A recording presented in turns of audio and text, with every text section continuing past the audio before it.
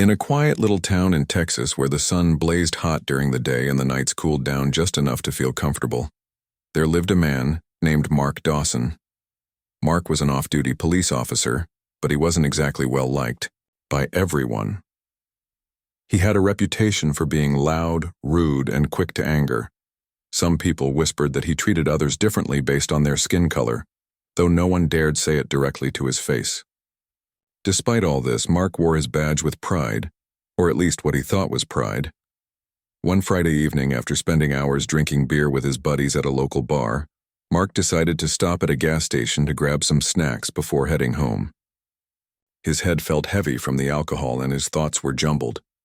As he pulled into the brightly lit parking lot, he noticed another car parked near one of the pumps. It wasn't anything special, a sleek sedan, but something about it caught his attention.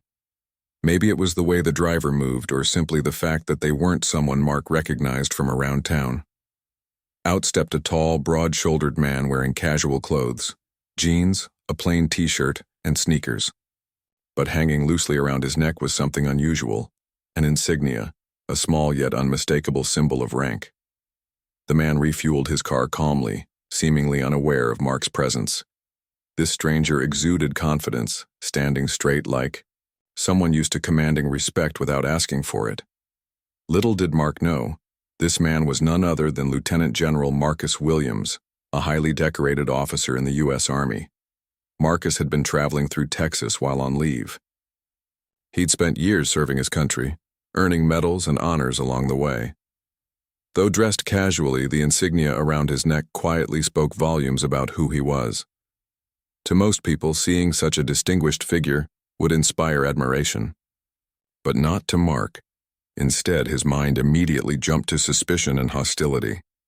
Mark squinted as he watched Marcus from across the lot. The more he looked, the angrier he became. In his clouded state, fueled by both liquor and deeply ingrained biases, Mark began concocting wild ideas in his head. Why was this man here? What business did he have in his neighborhood? And why? Did he look so composed? These questions swirled in Mark's brain, twisting logic into paranoia. Without thinking twice, Mark climbed out of his car, slamming the door shut behind him. His boots thudded heavily against the asphalt as he approached Marcus, each step filled with aggression. By now, Marcus had finished pumping gas and turned toward the sound of footsteps. At first glance, he saw nothing unusual. A man walking over, perhaps wanting directions or needing help. But then he noticed the scowl etched onto Mark's face and the bulge under his jacket, where a gun rested.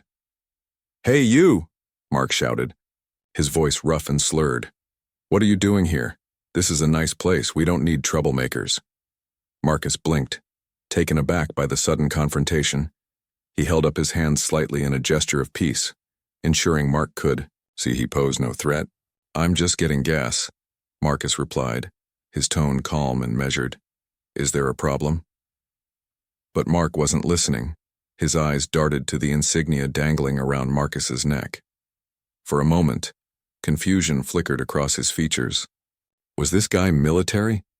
If so, how dare he wear those symbols here? To Mark, the badge didn't represent honor or sacrifice. It represented defiance.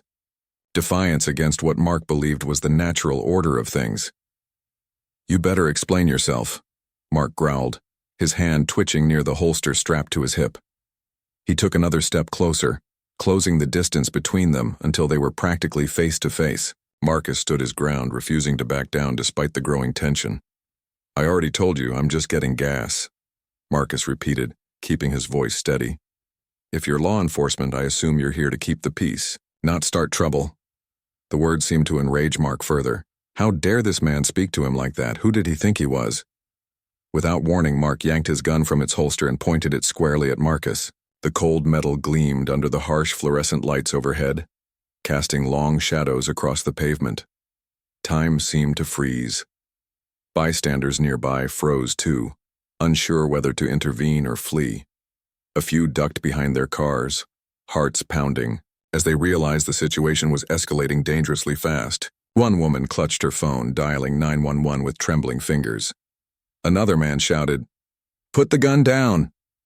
but his plea went ignored. Marcus stared down the barrel of the weapon, his pulse racing but his expression unwavering. Years of training kicked in, reminding him to stay calm even in moments of crisis. Slowly, deliberately, he raised one hand while keeping the other visible. "Sir," he said firmly, "I am Lieutenant General Marcus Williams of the United States Army. Please lower your weapon immediately." For a split second, Mark hesitated. Could this guy really be telling the truth?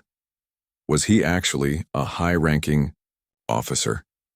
Or was he lying, trying to trick him somehow? Doubt gnawed at Mark, but his ego refused to let him back down. Instead, he tightened his grip on the gun, his knuckles turning white. "This doesn't mean anything to me," Mark spat, gesturing dismissively at the insignia. "You can't intimidate me with your fancy titles." As the standoff continued, the tension in the air grew palpable. Every breath felt heavier, every movement deliberate. No one knew what would happen next, least of all Marcus, who remained resolute despite the danger looming inches away. As the seconds ticked by, the situation at the gas station grew more intense. Marcus stood his ground, staring down the barrel of the gun with a calmness that seemed almost unnatural given the circumstances. His heart was racing, but years of military training had taught him how to control his emotions in high-pressure situations. He knew panicking would only make things worse. Instead, he focused on keeping his voice steady and his body language non-threatening. Mark, on the other hand, was spiraling further into anger and confusion. His mind was clouded by alcohol and prejudice, and every word out of Marcus's mouth seemed to fuel his rage even more. "You think you're so important," Mark sneered, his finger hovering dangerously close to the trigger. "Walking around like you own the place. I don't care who you say you are." Marcus took a slow, deliberate breath before responding. "Sir, I'm not trying to argue with you. I'm just here to get gas and go home.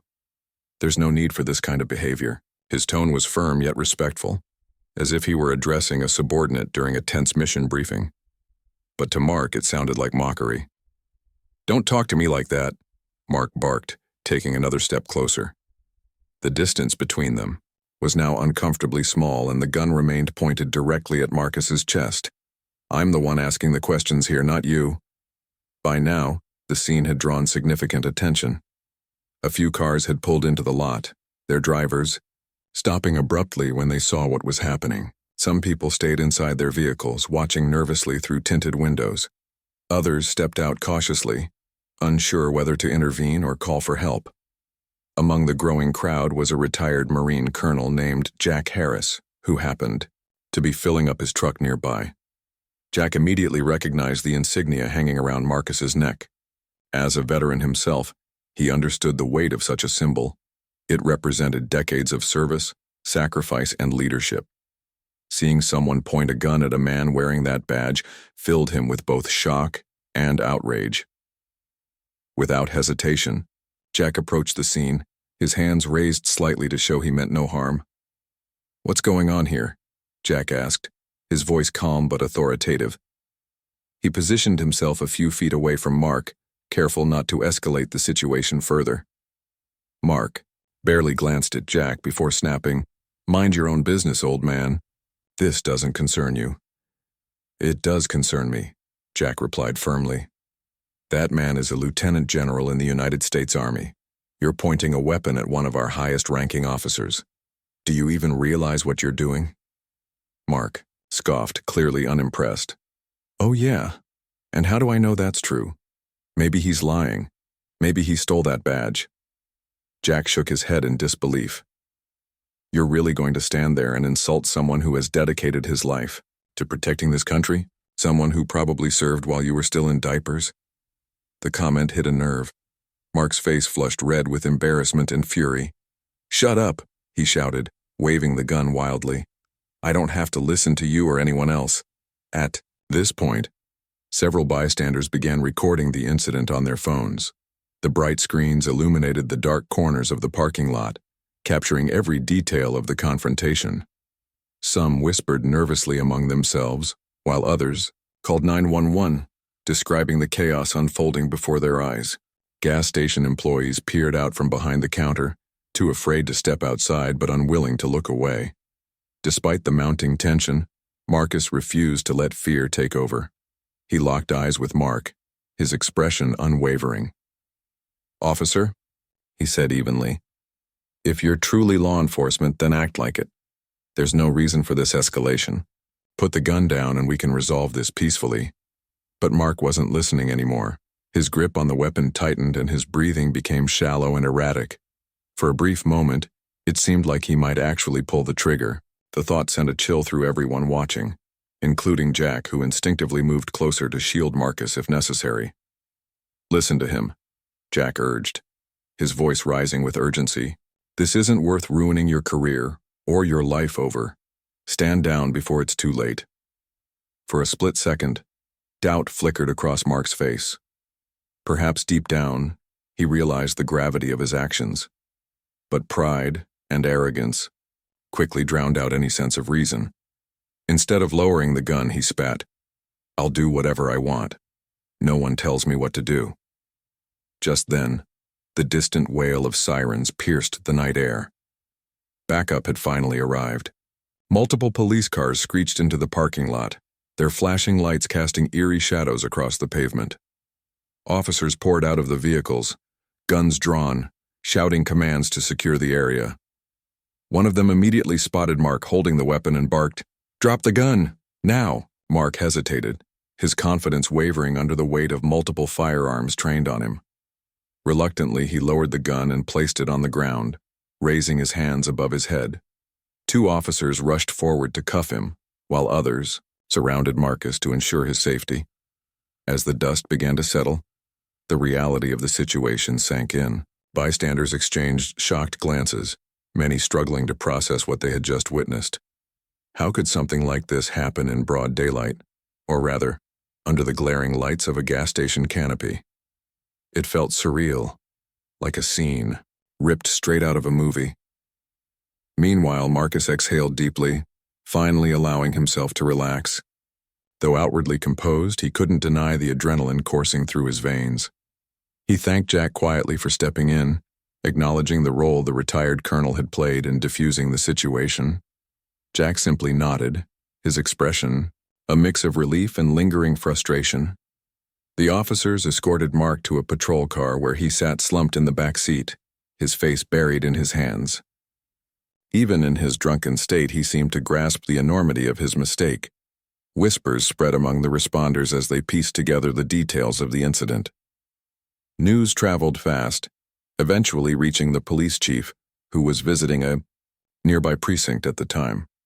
When he heard about what had happened, he wasted no time heading to the scene personally. By the time the chief arrived, the parking lot was buzzing with activity. Reporters had begun gathering outside the perimeter, eager to document the story. Cameras flashed as the chief approached Marcus, offering a heartfelt apology on behalf of the department. "General Williams," he said solemnly, "I am deeply sorry for what you've endured tonight. This kind of behavior is unacceptable, and rest assured, justice will be served." Marcus accepted the apology graciously, though he made it clear that he didn't seek special treatment. "Thank you," he said simply. "All I want is accountability. We need to ensure something like this never happens again." And with that, the immediate crisis came to an end, but its ripple effects were only beginning. The confrontation at the gas station would soon spark conversations far beyond the confines of the small Texas town, forcing communities across the nation to confront uncomfortable truths about bias, power, and responsibility. The arrival of the police chief marked a turning point in the tense standoff at the gas station. By now, the scene had transformed into something resembling organized chaos. Officers were busy securing the area, ensuring that no further threats emerged while calming the shaken bystanders. The flashing red and blue lights from multiple patrol cars painted the asphalt with an eerie glow, casting long shadows across the parking lot. People whispered nervously among themselves, still trying to process the surreal events they had witnessed. As the police chief stepped out of his vehicle, his presence commanded immediate attention. Tall and stern-looking, he carried himself with the kind of authority that demanded respect. His eyes scanned the scene quickly, taking in the details. Mark sitting handcuffed in the back of a patrol car, Marcus standing nearby, surrounded by officers, and the growing crowd of onlookers, recording everything on their phones. Without wasting a moment, the chief strode directly toward Marcus, extending his hand in a gesture of both apology and solidarity. "General Williams," the chief began, his voice firm but respectful. "On behalf of the entire department, I deeply apologize for what you've experienced here tonight. This is not who we are, or at least it's not who we strive to be." Marcus shook the chief's hand firmly, his expression calm but unreadable. "Thank you for coming personally," he replied. "I appreciate your words, but actions will speak, louder than apologies. What matters most is accountability, not just for tonight but for the broader issues this incident highlights." The chief nodded gravely, clearly aware of the weight of Marcus's statement. He turned his gaze toward the patrol car where Mark sat slumped, his face buried in his hands. Even from a distance, it was clear that Mark was beginning to sober up, though the full reality of his actions hadn't yet sunk in. The chief signaled for 2 officers to bring Mark over so he could address him directly. When Mark was led to the center of the commotion, his demeanor shifted dramatically. Gone was the aggressive bravado he had displayed earlier. Instead, he looked like a man caught in the headlights, visibly shrinking under the collective glares of those around him. The chief wasted no time getting to the heart of the matter. "Carndale, you understand what you've done?" the chief asked, his voice low but sharp enough to cut through the tension. "Do you realize the magnitude of threatening a high-ranking military officer, a lieutenant general, with a loaded weapon?" Mark stammered, struggling to form coherent sentences. I didn't know he was really a general," he muttered defensively. "He didn't look like one. And besides, I was just doing my job, keeping the neighborhood safe." The excuse fell flat, even to his own ears. Several officers exchanged skeptical glances, while others openly rolled their eyes. One of them, a young woman with a crisp uniform and piercing gaze, stepped forward. "Sir, let's be clear about something," she said, her tone icy. "You weren't keeping anyone safe. You were drunk, armed, and behaving recklessly. That's not law enforcement. That's criminal behavior." Her words struck a nerve, silencing Mark momentarily. But his pride refused to let him admit fault entirely. "Fine. Maybe I made a mistake," he conceded grudgingly. "But come on. Does it really have to blow up like this? Can't we just move on?" The chief's jaw tightened as he leaned in closer, his voice dropping to a near whisper that carried unmistakable authority. "No, we can't just move on. Not when your actions endangered lives. Not when you violated every principle of professionalism and decency expected of someone wearing this badge." He paused, letting the gravity of his words sink in before continuing. "As of this moment, you're suspended indefinitely pending a full investigation. And if I have anything to say about it, you'll never wear a badge again." The declaration sent shockwaves through the crowd. Gasps rippled through the bystanders, some nodding in approval while others murmured prayers of gratitude. For many, this was the first time they had seen such swift and decisive action taken against an officer accused of misconduct. It felt like a rare moment of justice, a crack in the wall of impunity that often shielded those in positions of power.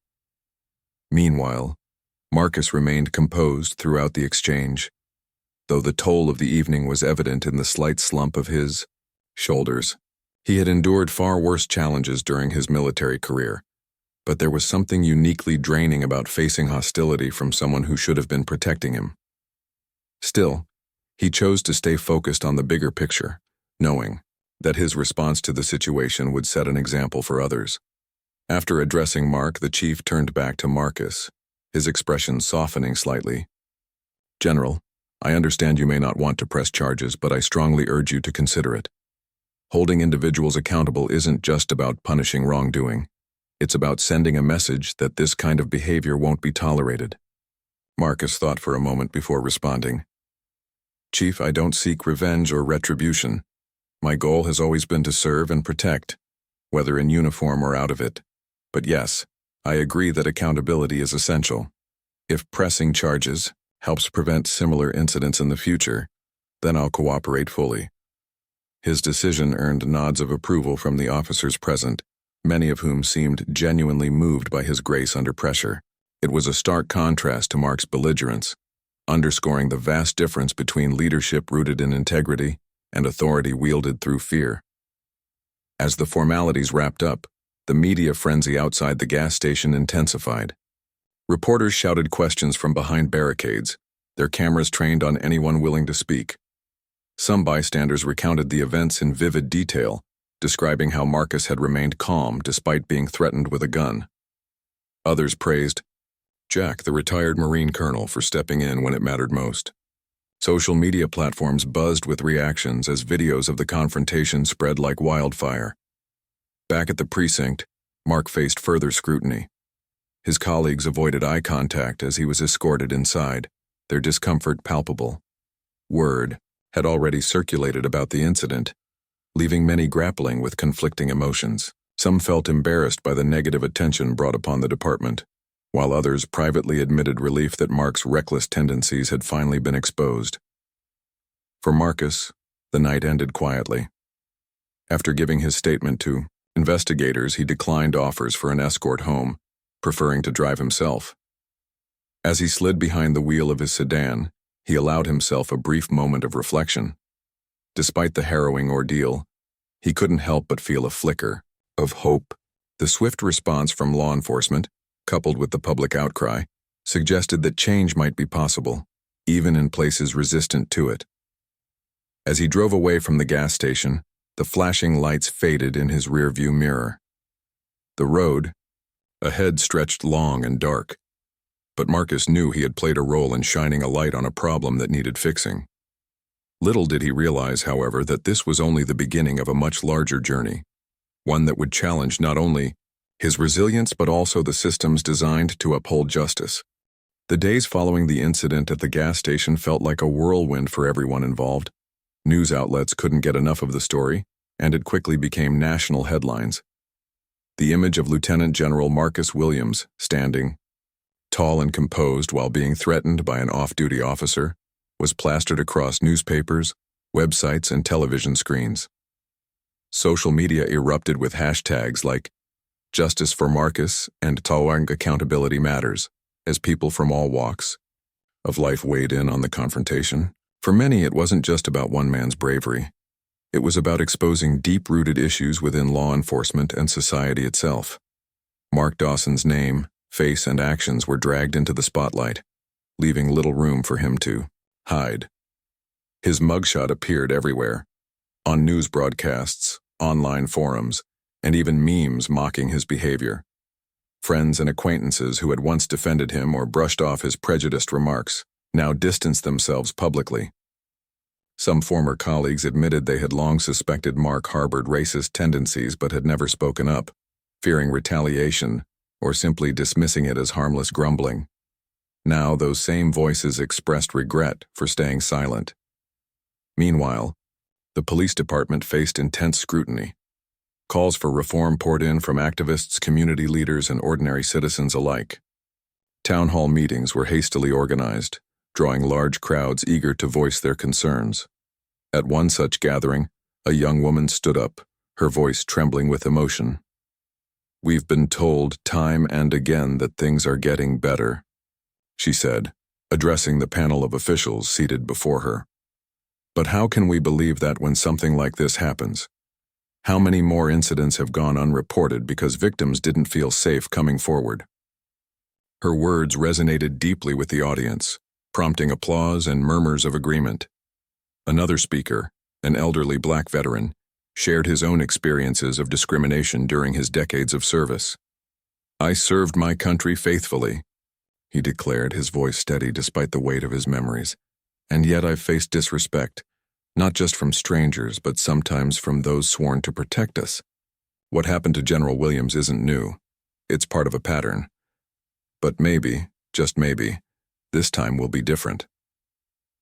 As these conversations unfolded, Marcus found himself thrust into the role of an unwilling public figure. Requests for interviews flooded his inbox, along with messages of support from veterans, active duty personnel, and civilians inspired by his poise under pressure. While flattered, Marcus made it clear that he wasn't seeking fame or recognition. "This isn't about me," he told close friends and family. "It's about making sure no one else has to go through what I did, and that starts with holding people accountable." Despite his reluctance, Marcus agreed to participate in select discussions aimed at fostering change. One such event took place at a local university, where students packed the auditorium to hear him speak. Dressed in civilian clothes, Marcus walked onto the stage to thunderous applause. He began by acknowledging the gravity of the situation and thanking those who had supported him throughout the ordeal. Then he shifted the focus to broader themes of leadership, integrity, and resilience. "I've spent most of my adult life serving others," Marcus explained, his tone thoughtful yet passionate. "In the military, you learn very quickly that true strength doesn't come from wielding power over someone else. It comes from earning their trust and respect. It's about doing what's right, even when it's hard. And let me tell you, standing there with a gun pointed at me wasn't easy, but I knew I couldn't let fear dictate my response." His words struck a chord with the audience, sparking a lively Q&A session afterward. Students asked insightful questions about systemic racism, allyship, and how to create meaningful change within institutions resistant to progress. Marcus answered candidly, sharing personal anecdotes and practical advice. By the end of the evening, many attendees left feeling inspired and empowered to take action in their own communities. Back at the police department, efforts to address the fallout continued. The chief announced sweeping reforms aimed at improving accountability and transparency. Mandatory sensitivity training programs were implemented, focusing not only on racial bias but also on de-escalation techniques and ethical decision-making. Community outreach initiatives were launched, inviting residents to engage directly with officers in non-confrontational settings. These steps were met with cautious optimism, though some critics argued they didn't go far enough. For Mark, the consequences were severe and swift. Following a thorough internal investigation, he was formally terminated from the force, stripped of his badge and firearm permanently. Legal proceedings soon followed, with prosecutors charging him with multiple offenses, including aggravated assault and misconduct. During pretrial hearings, damning evidence emerged, including video footage recorded by bystanders and testimony from eyewitnesses like Jack Harris, the retired Marine colonel. Each piece of evidence painted a damning picture of Mark's recklessness and prejudice. As the trial approached, public interest remained high. Courtroom sketches and updates dominated the news cycle, with commentators debating whether justice would truly be served. Many hoped the case would serve as a precedent, sending a clear message that abusive behavior, even by those in positions of authority, would not be tolerated. Others worried that leniency might prevail, allowing Mark to escape with minimal consequences. Throughout it all, Marcus maintained a quiet dignity. He attended court sessions when required, sitting stoically as lawyers presented arguments and witnesses recounted the events of that fateful night. Though visibly affected by the retelling, he never allowed bitterness to creep into his demeanor. Instead, he focused on the bigger picture, ensuring that the system worked as it should, delivering fairness and accountability. By the time the verdict was announced, the nation seemed to hold its breath. When the judge declared Mark guilty on all counts, cheers erupted both inside the courtroom and outside, where supporters had gathered to await the outcome. Sentencing followed shortly thereafter, with Mark receiving a substantial prison term. For many, the ruling felt like a rare victory, a tangible sign that progress, however slow, was possible. Yet, even as the legal battle concluded, Marcus knew the fight was far from over. Racism and prejudice weren't problems confined to a single individual or institution. They were pervasive forces requiring constant vigilance and effort to combat. Inspired by the outpouring of support he'd received, Marcus resolved to dedicate part of his post-military career to advocacy work. He partnered with organizations focused on diversity and inclusion, traveling across the country to share his story and encourage dialogue. In doing so, Marcus transformed a harrowing experience into a catalyst for change. He reminded everyone who heard his story that courage isn't the absence of fear, it's the willingness to stand firm despite it. And while the road ahead promised challenges, Marcus remained hopeful, believing that every step forward brought the world closer to becoming a fairer, more just place. The aftermath of Mark Dawson's conviction sent shockwaves through the community, sparking both celebration and reflection. For many, the guilty verdict was a long overdue acknowledgement that accountability mattered, even for those in positions of authority. The courtroom erupted in applause when the judge announced the sentence, but outside the mood was more complex. Some cheered, holding up signs that read, "Justice prevails," and "No more excuses." Others stood silently, their expressions a mix of relief and sadness, knowing that while this battle had been won, the war against systemic prejudice was far from over. In the days following the trial, conversations about racism and law enforcement reform gained renewed urgency. Local leaders organized workshops inviting experts, activists, and citizens to come together and discuss tangible ways to create change.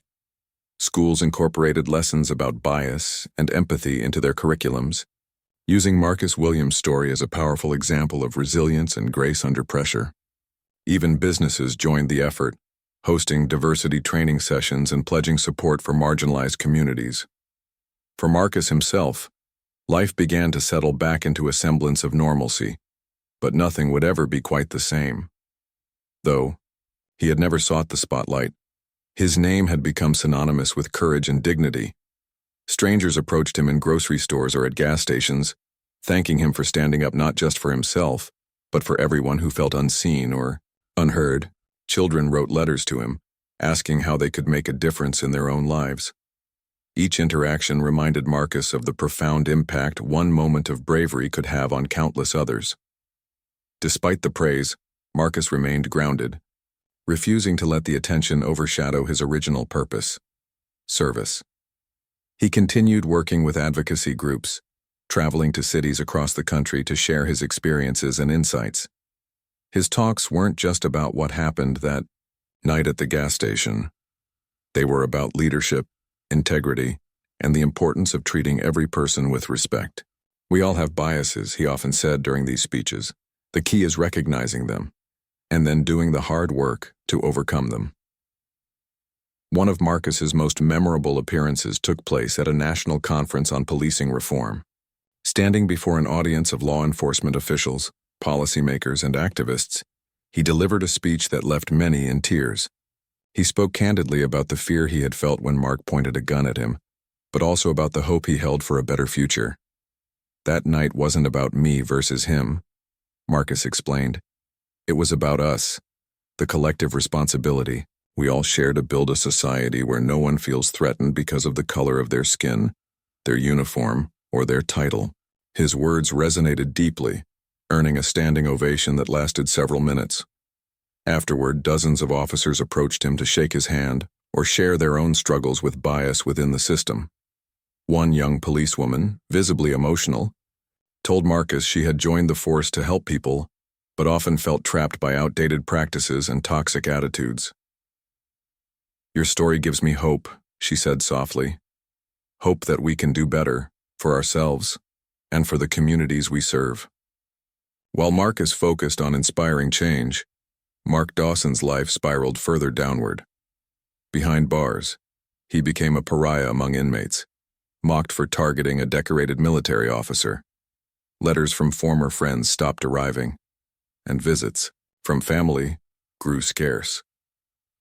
Alone with his thoughts, Mark began to grapple with the enormity of his actions. At first, he tried to justify them, blaming alcohol and stress for clouding his judgment. But as weeks turned into months, the weight of his guilt pressed heavily on him. During mandatory counseling sessions, Mark slowly started to confront the prejudices he had harbored for so long. It wasn't easy.